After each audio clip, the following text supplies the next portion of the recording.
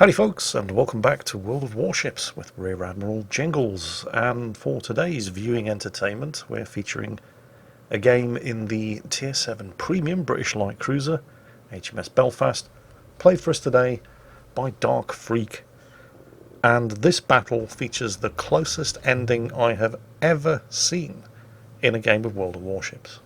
I'm not going to spoil it and tell you who wins, but it is quite literally going to keep you guessing until the very last second of the match. Dark Freak is divisioned up with a Mayhan and a Scharnhorst. It's a tier 8 battle, so none of them are top tier. But, well, Dark Freak is in a Belfast, so the tier difference doesn't really make that much difference.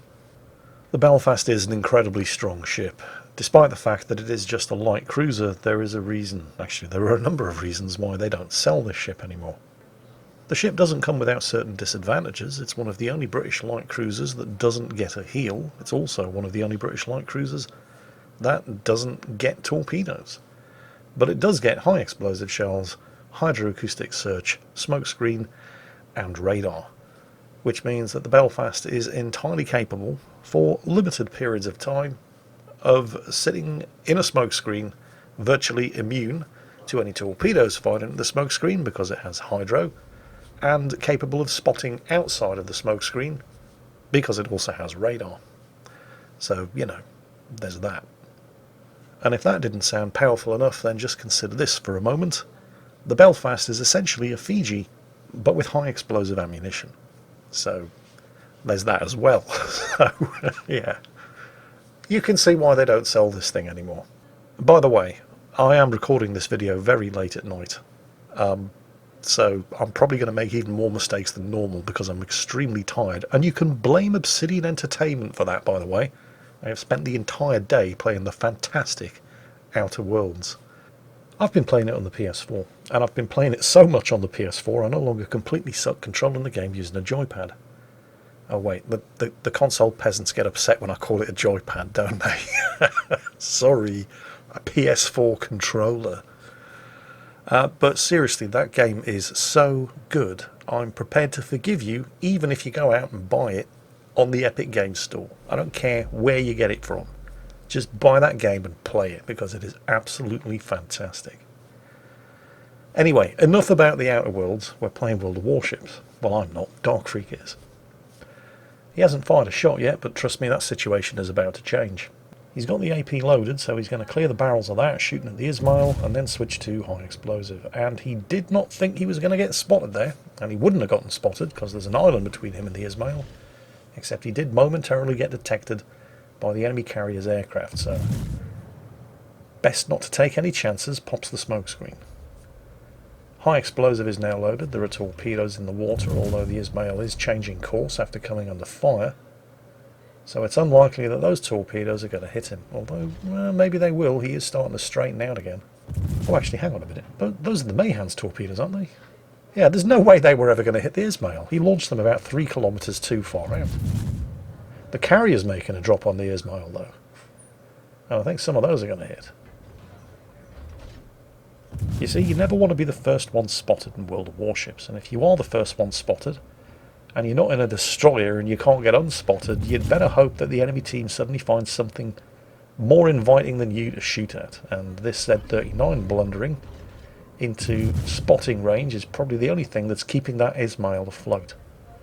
Both Dark Freak and the Belfast, and his division mate in the Mayhan are now switching fire to this guy. Not that this is going to be a pleasant encounter for the Z39 either. But he hasn't used his smokescreen, so if he wants to go undetected he can, and then just hope he's not in radar range of, oh I don't know, a Belfast for example. Oh dear. And there it is. It's not like he didn't know there was a Belfast there. I mean, he should have known there was a Belfast there. Dark Freak did get spotted. But not everybody memorises the consumables carried by every other ship in the game. So he's not necessarily aware that, well, I mean, he knows now. He knows now that the Belfast has radar, but at the time that he popped his smoke, it's entirely possible that he was not aware of that. Anyway, it's only a tier 7 radar, so it doesn't last very long. Unfortunately for the Z39, it's entirely likely that he wasn't aware of that either. He just thought, ah, no, I'm being shot at in smoke. Ah, crap, I'm detected radar. Fired up the engine, drove out of his smoke screen, and oh, he has actually managed to get away with it. He didn't suffer from a complete and total rush of shit to the brain. He did at least have the sense to stop shooting, so he could finally go and... oh, no, wait, no. The Scharnhorst's finished him off. Still, the Z39 is at least in good company. Both teams are down 3 destroyers and 1 other ship already. Dark Freak has a nice broadsiding Miyoko to shoot at. Of course, the flip side of that is the Miyoko has a nice big fat British light cruiser to shoot at as well. But the Miyoko had the high explosive loaded. Dark Freak, though he was firing on piercing, was unlucky. Well, not really unlucky at that kind of range. You're unlikely to citadel a heavy cruiser. Sadly, this is starting to look like one of those games where the majority of Dark Freak's team just want to get this game over and done and lost as quickly as they possibly can, so they can get into the important business of losing the next one as quickly as they possibly can as well. The team have just lost their Scharnhorst and their Massachusetts, and they all appear to be suffering from an extremely advanced case of capcirculitis. This is a sadly all too common allergic reaction to capture circles. Symptoms of this affliction include, but are not limited to, burning, flooding, and exploding violently anytime they go anywhere near the boundary of a capture circle. Meanwhile, Dark Freak's division mate in the Mayhan is having some severe issues with the Miyoko, but he is not alone. There's a Bayern who's just unloaded a salvo of 15-inch shells, which have found the target. Lovely citadel hit there. The Miyoko's trying to turn away, but Dark Freak has the armor-piercing shells in the air, and a lot of people would call that a kill steal. I prefer to call it teamwork. Also, a lot of people would call this pulling a Notzer. I like to think that Dark Freak just needed to make a sudden and radical change of course and speed, and that was the simplest and easiest way to do it. Just making sure everybody checked their bullshit detectors at the door before they sat down to watch this. Oh, hang on a second. Could this be yet another example of teamwork? Well, it is. But not by Dark Freak. Actually, that's not fair. The York totally earned that kill. He chased that Gepard all the way out of the cap circle at Bravo. The question is, can he survive in there? He's, I believe, taking cover behind the island in the centre of the cap circle. He's being backed up by a Richelieu, which is nice to see. The Alabama down to the south really needs to get the hell out of there. The majority of the team so far have died down to the south in Capture Circle A. All extreme sufferers of capcirculitis. They entered the cap circle and they all experienced severe burning, flooding and violent exploding. The rest of the team, however, appear to have taken their antihistamines. They flipped Charlie. The York and the Richelieu were in the process of flipping Bravo, and the Alabama seems to think that he's going to be able to do alone down in Alpha what 4 other members of his team couldn't do between them.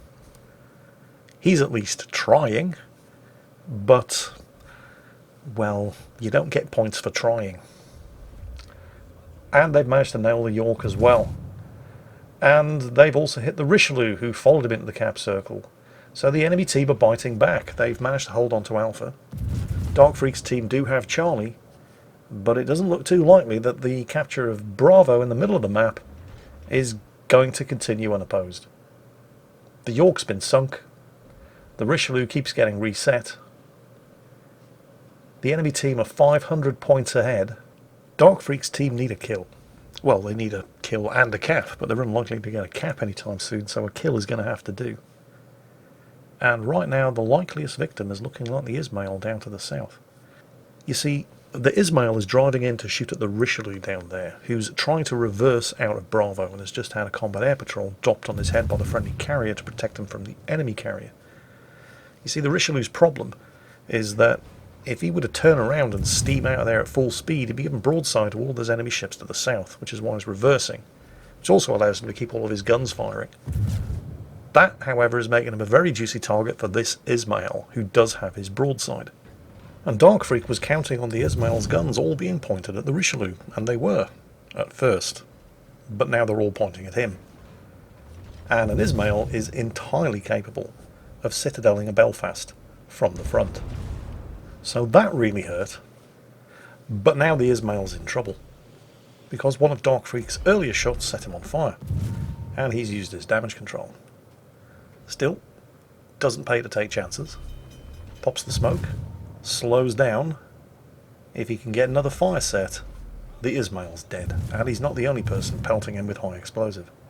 Well, he's not the only one shooting at the Ismail with high explosive. I think Mayhan is also shooting at him, but Dark Freak's the only one hitting him with any high explosive. And he could really use a fire. A fire would do, or for somebody else to shoot at and hit the Ismail. Because while the Ismail can't see him, he can see where the shots are coming from. Okay, that could have been a lot worse. Bizarrely, the Ismail shots from the front have knocked out one of the rear turrets, but the rear turrets aren't firing anyway, and yes, the Richelieu finishes him off. Probably realising that the Ismail was the biggest threat to him as well. Right. The scores are still not great. The enemy team are 400 points ahead. But the crucial thing here is that the Richelieu over there has managed to hang on, with most of his health intact, although for how long that's going to remain true is anybody's guess. Because the Richelieu managed to stay alive, the enemy team have been unable to flip Bravo. So while they do still have a huge points lead, and they're up by 1 kill, they're not gaining points any faster because the Richelieu still exists, and now of course Dark Freak is also inside the centre cap circle. Now it's unfortunate, thanks to the presence of enemy aircraft, that he's not able to fire undetected from behind this island, but well, the aircraft aren't going to hang around forever getting shot at by a Richelieu and a Belfast. And in fact, he's just shot 5 of them down, so kiss that squadron goodbye. And he's been joined in the cap circle by the Mayhan. With the aircraft shot down, it's going to take a while for the enemy carrier to get fresh eyes over the cap circle, and he is able to fire undetected from the far side of this island. The Richelieu's been reset so often that he effectively didn't have any capture points. And since nobody was shooting at Dark Freak or the Mayhan, they've managed to sneak the capture point from under the enemy team's nose. Unfortunately, the Richelieu has gone down, but he was probably surprised to last as long as he did. And he really did do a fantastic job anchoring the defence here in the middle of the map, for as long as he did, which allowed the team to get up here. The enemy team are still nearly 500 points ahead, however. But none of their ships are looking particularly healthy. Fiji over there. I believe this calls for a dose of armour piercing. There may just be 6-inch guns, but that is just a light cruiser. And you can definitely Citadel Fiji, even at that kind of range, with 6-inch ammunition. You just have to hit him in the right place. Come on. I said, you just have to hit... I mean, 2,000 damage per salvo will do, I suppose. But at some point, the Fiji's going to wake up and turn away, particularly if somebody else starts shooting at him. You see, the issue here is that the team keep reducing ships to low health but not finishing them off. Dark Freak is now spotted and targeted. He takes a bit longer than he probably should have, using his smokescreen and moving out of position, which allows the Fiji to get a potentially lethal salvo of his own off. You see, this is kind of the issue that's dogged Dark Freak's team throughout the course of the entire game. They keep reducing ships to low health but not finishing them off. The Fiji got away on low health and managed to get off a potentially fatal armour-piercing salvo into Dark Freak's broadside.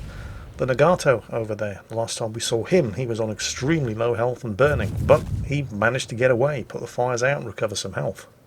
When you're 400 points behind and there are only 4 of you fighting against 6 enemies, you have to chase those kills down. Difficult though it may be, you can't afford to let ships survive when they're on low health like that. And there's the fire. The Nagato, understandably very quick to extinguish a single fire, which under the circumstances is entirely understandable. But they can't afford to let him get away again on low health, otherwise he's going to sail off, recover health, and then just come back again, and they'll have to go through this whole process for a 3rd time. Oh, look a Tirpitz. Shiny ship. No! Finish off the Nagato. He's on 875 health, but they're doing it again. You'd like to think that the reason they're letting the Nagato get away again and all switching their fire to the Tirpitz is because there was some kind of communication going on and the carrier said, relax guys, I'll take care of the Nagato.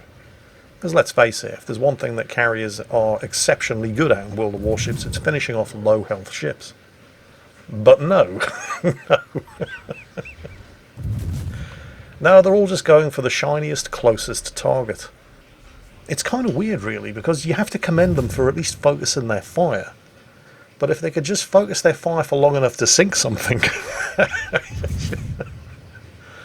that would be better. The question is, can they sink this Tirpitz? Now, Dark Freak is no longer hidden in smoke, and he is inside the Tirpitz's... well, he didn't have to stay inside the Tirpitz's secondary range for long. They finally managed to sink something. Now, can somebody please... Okay, the Nagato... Wait, no, there he is. Yeah. They left it so long, the Nagato is now outside of gun range. He's not outside of aircraft carrier range, though. And a target like that is far too juicy for the Ranger to... Oh, God almighty, the Bayerns managed to get caught in a cross drop. Oh, shit. And there are more torpedo bombers coming in. And the torpedo bombers, of course, also have Dark Freak spotted, and he just doesn't have enough health to mess around. Did the Bayern flood? Is his damage control on cooldown? No, I think, well, I'm not going to go so far as to say I think the Bayern's okay, but he's not in immediate danger of dying.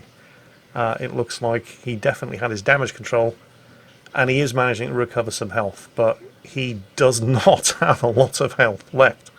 Dark Freak does not have a lot of health left. In fact, between Dark Freak, the Bayern, and the Mayhan down there, I'd be extremely surprised if the three of them have 15,000 health between them. The only spot of real good news here is that the Mayhan has managed to get down there, slip into the Alpha Cap, and flip it completely uncontested. Unfortunately, they are all on very low health. The enemy team have a North Carolina, tier for tier, one of the most accurate battleships in the game, and he basically has all of his health. The Fiji that managed to get away is right over there in Bravo, flipping it right back. The Ranger has managed to chase down and sink the Nagato, which means that the team are now just barely ahead on points. Dark Freak pops his smoke, slows down, fires up his radar, trying to spot that Fiji, but the Fiji is outside of radar range.